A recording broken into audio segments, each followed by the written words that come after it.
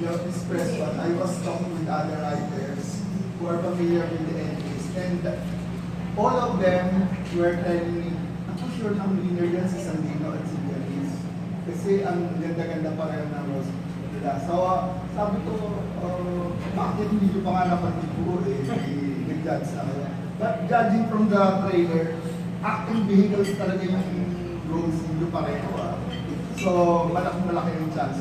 After Fatima Gwen, di ba? Yes. Where I was rooting for you, alam niya, and hindi ka nanalo, but I was rooting for you. Siguro dito mananalo. And ang dami hindi na maganda. Last viewing, and Mumunting Lihim, and now this one. So, personal choice mo ba siya for the role, Ryan?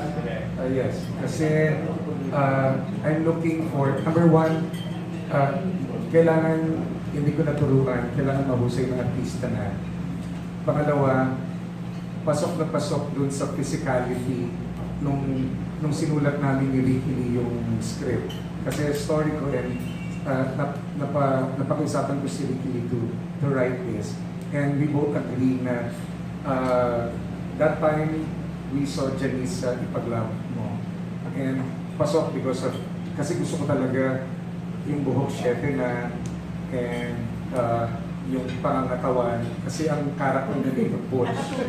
So, na kailangan lagyan ng tattoo and all that. So, natuwa lang ako kasi even on our first day, pasok agad ni Janice, in character na siya talaga. Siya talaga yung first time. So, siya yung inoperan nung lote na nagpapata. Nung in-offer namin kay Popoy yung manager ni Janice. Gusto ni Popoy siya.